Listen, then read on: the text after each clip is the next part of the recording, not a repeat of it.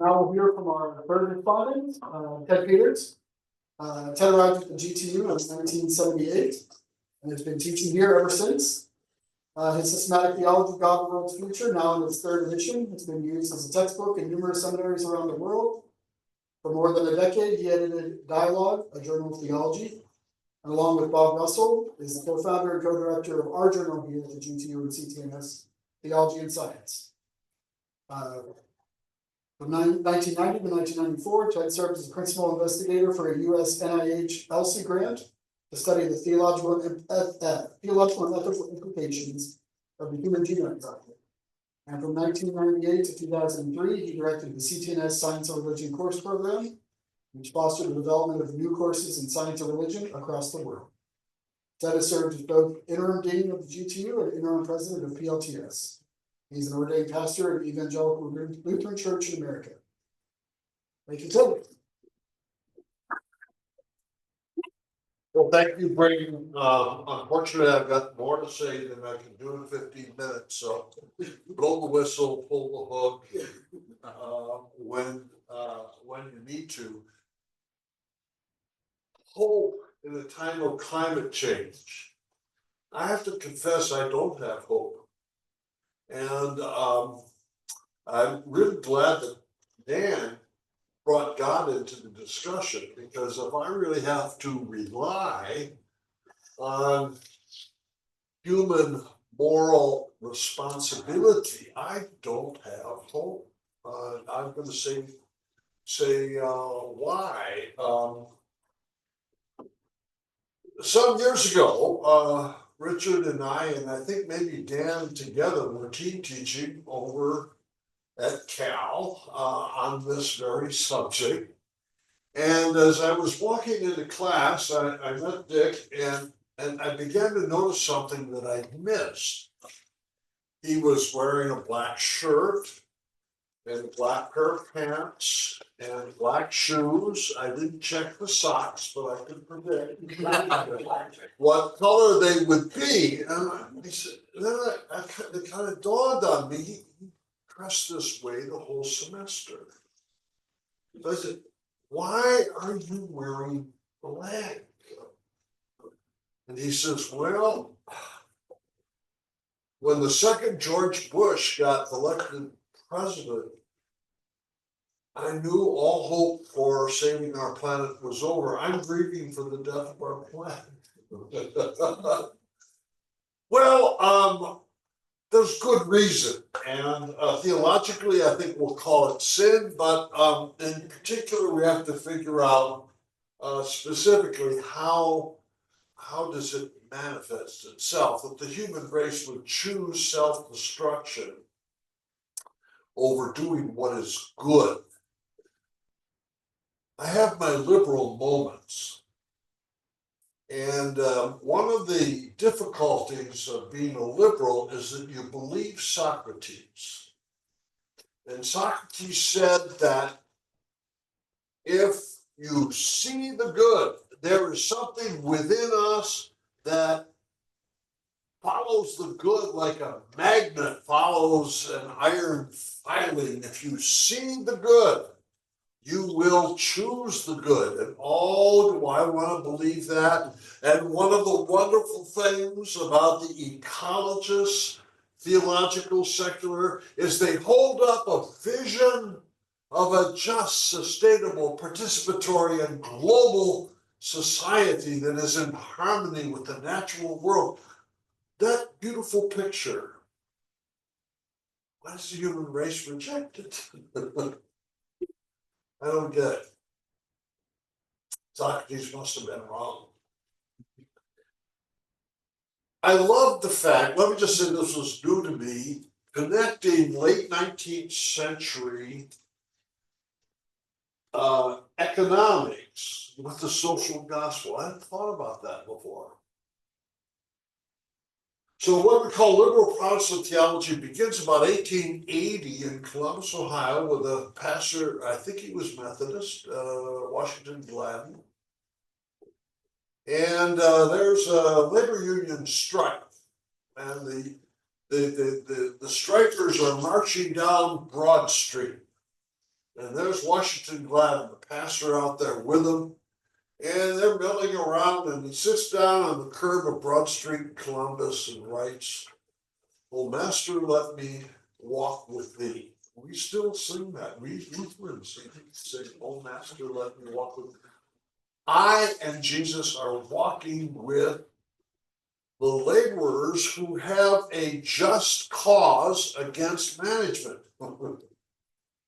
And I think that really characterized the social gospel in the last couple of decades of the 19th century. 1897, Charles Sheldon publishes the book In His Steps, the most widely read book of the late 1890s, had a big effect then on the Teddy Roosevelt administrations and the passing of food and drug legislation, child labor laws, etc. in that pre-World War I period. The social gospelers really did have an impact beyond themselves right up until 1917. And it was that wing of what we would call liberal Protestantism that was a major force. So why did it come to an end? So that's what I'm thinking while Dick was talking. What put an end to it? Well, in general, World War I put an end to the optimism of liberal Protestant theology because the Christians in Europe went and killed each other with bullets and gas, etc. But a little more specifically, the social gospel in the US. I have a theory for which there's no evidence. The Bolshevik Revolution, I think. Because when the word came to America that the communists in Russia were so brutal, that the labor movement in general and the social gospel people, I bet, were pushed in the direction of being communists, and we all want to stay away from the communists. So that ran all the way through the 1930s. But in the 1920s, if you may recall, and you were all there, right? So Reinhold Niebuhr, who's educated as a liberal Protestant pastor, becomes pastor of a church in Detroit. And in his congregation, he has Henry Ford and the Ford management, and the laborers who were working on the assembly line. So here he is, he's a liberal, he's too young to be a social gospeler, and all of that, and he makes a discovery that the laborers are just as sinful as the managers. So he can't impute some kind of special status to the underclass. And hence, then he becomes the father of American Neo-Orthodox theology, etc. But the anti-communism of not just America, but all of Europe, especially Nazi Germany, just exploded then in the 1930s. And I can imagine that the social gospel people, because they support the laborers over against the management, I think they might have just gotten pitched out. At any rate, that's my hypothesis for the day. But what I think that I heard, and I've always admired Professor Norgard for tracking this, is how economism becomes, functionally speaking, a religion in our society. And if I heard you correctly, the high-minded ideals of the social gospel pastors got replaced with another set of doctrines that emphasize free market, selfishness, greed, Adam Smith's invisible hand, that if all of us selfishly pursue wealth, that the invisible hand will keep it from falling apart, etc. And that runs all the way down into the Reagan administration, etc. here. Second item, as we try to get back to where we were theologically, I think I was blessed as a youngster. I went to Michigan State University and they were already onto this. They didn't have the same vocabulary, but I took courses on population growth and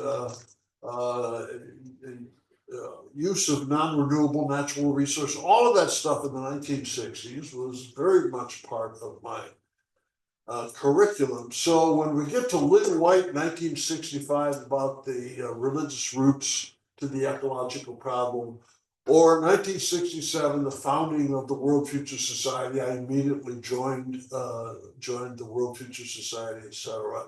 What is it? 1969, the first Earth Day. 1970, Future Shock. But the real threshold, in my opinion, was 1972 with the Club of Rome's publication of the limits to growth. And there they had systems thinking. Dick has been talking about holism. This is a form of holism in which you have to think about the whole planet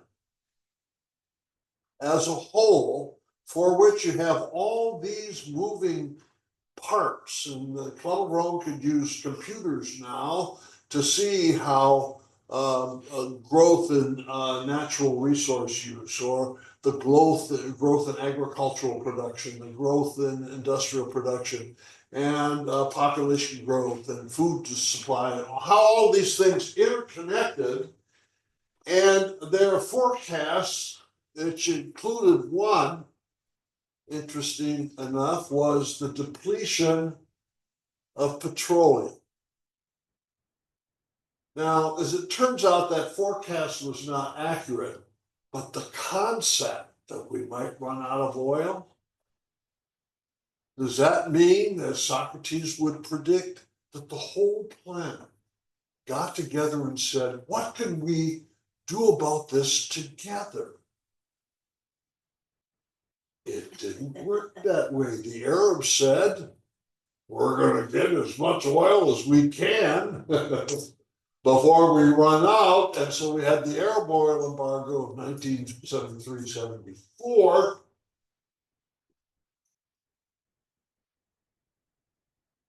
Now I have an interpretation. Houston got jealous because the Arabs were getting all this money.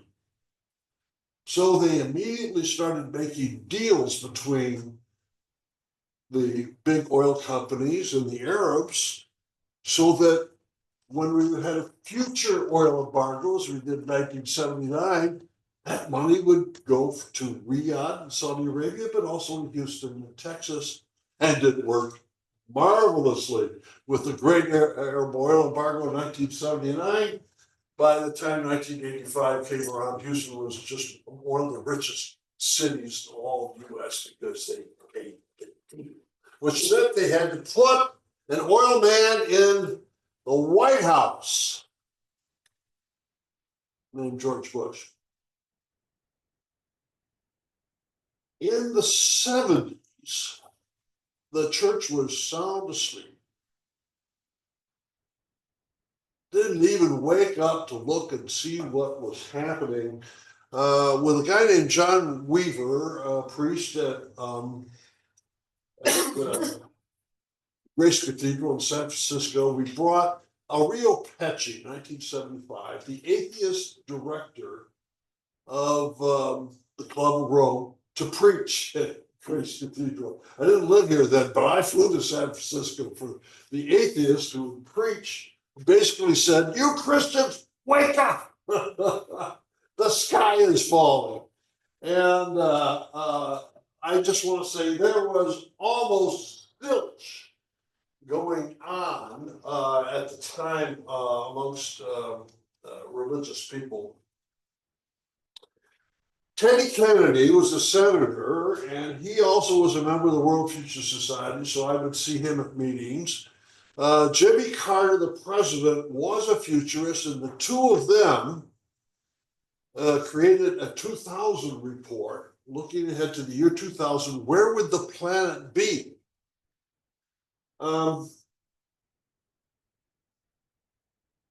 Energy. Two little stories on energy.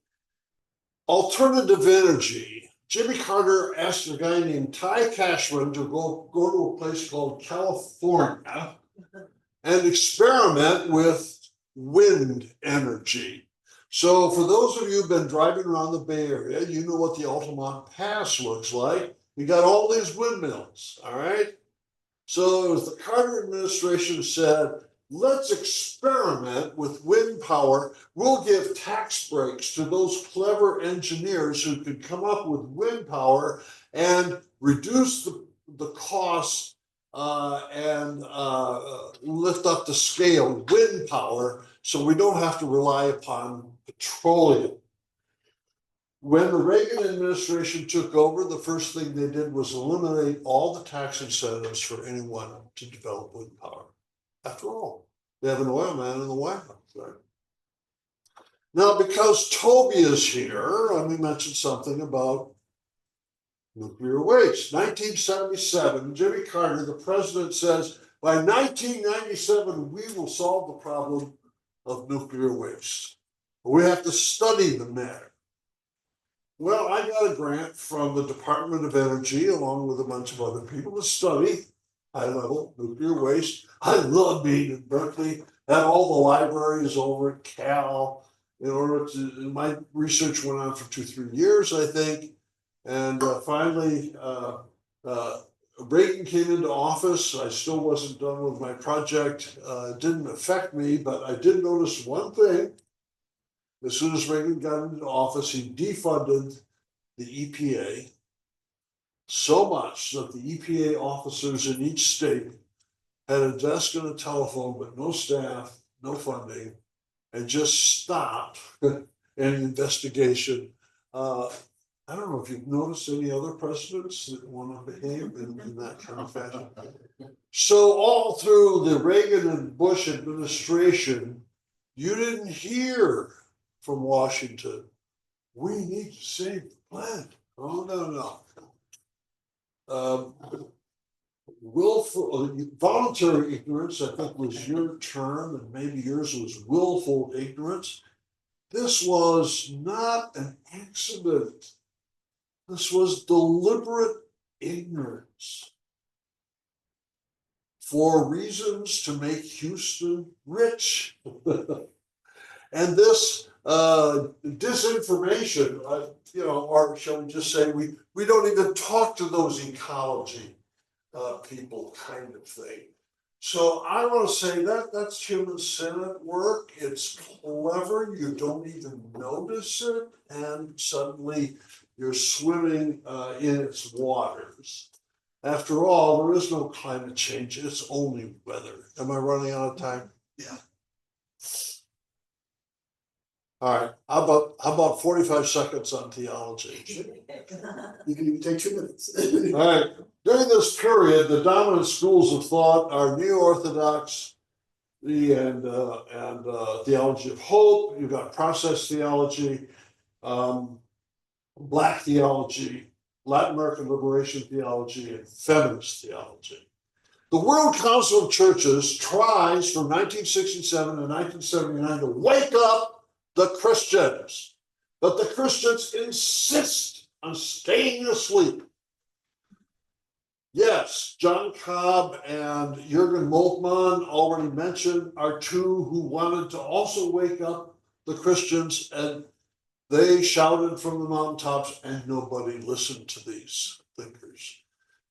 1979, World Council of Churches holds a conference at MIT in which the scientists are going to tell the religious leaders, we have an urgent situation. Did the religious leaders like it? No. The feminist theologians and liberation theologians said, no, we'll have none of this. Why? Because you deal with a global model. You deal with a holistic model. And for us, the world is divided into two groups, the oppressed and the oppressors.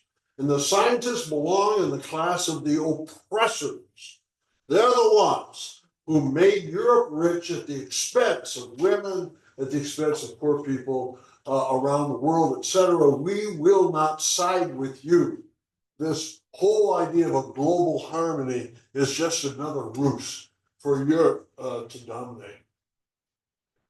It blew up. The World Council of Churches was embarrassed. The whole thing fell apart. So I arrive at the GTU. Well, I probably won't. Okay. I just want to say quickly, there's a small group who think like this, but they're gone by 1982. We publish a book here at the GTU called Cry of the Environment in 1982, but then the whole thing falls apart. Bob Russell graciously becomes the doctoral dissertation advisor for those students who want to do ecology. We don't really have a program until about the year 2000. Why the GTU decided to go to sleep, I don't know, but it did. Quickly, April 1986, we have Chernobyl. The radioactive cloud from Chernobyl goes right over Berkeley, Los Angeles. It goes all the way around the world and comes back.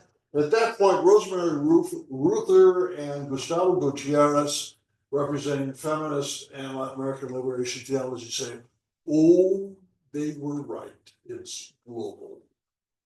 You can't divide the world into two groups. The oppressed suffer from pollution, just like the oppressors suffer. So that began some changes, and by the time Rosemary comes to the GTU, she's now on the ecology side, and we connected with Carolyn Merchant. I don't know if you've ever worked with her or not, but Carolyn was one of the pioneers at Cal. By the year 2000, now Rosemary and Carolyn are working together, etc. All I can say is it was such a delight for me when Dan Smith announced that this was going to be his academic vocation to pursue this, and getting to know Richard and his pioneering work on a global scale. And at any rate, Dan and Dick, you give me hope. You two, along with God. Washington doesn't. Anyway, I'm done.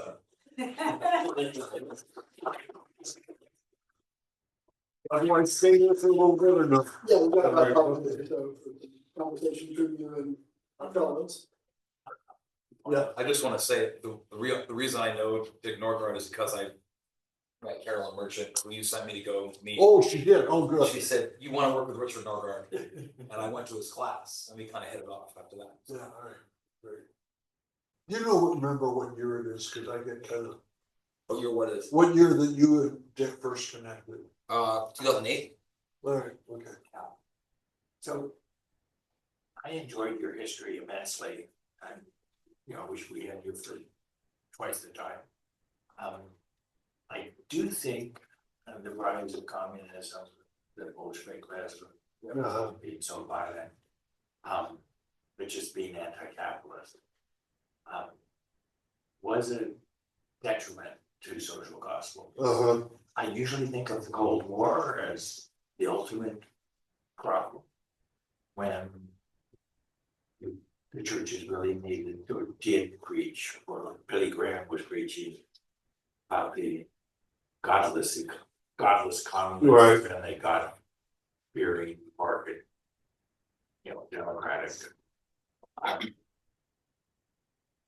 But I think it's important to put it another 40 Yeah. before that, the years before that. Mm-hmm.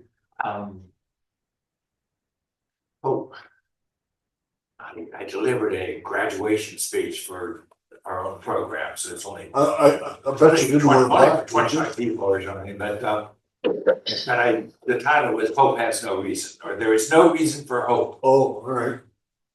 And it went over like a lead balloon. But in fact, I think I did get the message across that it is a human survival virtue that we have hope, and we need it. Right. We need it now more than ever. That's right. Hope itself generates the power to make the right changes. In fact, the opposite of hope is worse than any of the alternatives. Yeah. There's no hope. There's There's despair. I think the part of that though is At the end of my doctoral studies, two scholars, Jürgen Moltmann and Gus Spath, you turning on to, said it's critical to be realistic, to look at the data and be honest, and unfortunately honest with ourselves about what's actually happening. But also to have hope that things can be different. It's possible to change. It's a hope in what's possible. If we don't have that, frankly, we don't really have purpose for living at all. And it makes thorny and sometimes intractable problems seem less bad and it motivates action. So it's not wishful thinking. It's more like a mindset and attitude.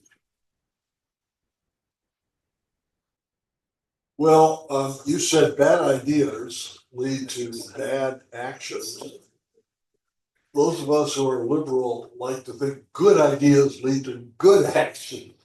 And I would say, well, I don't know what the alternative is. We got to keep the good ideas in front of us. And the good ideas are a global, just, sustainable, participatory, and planetary society. One of the things that I frequently, I say, is that Adam Smith wrote 2 books.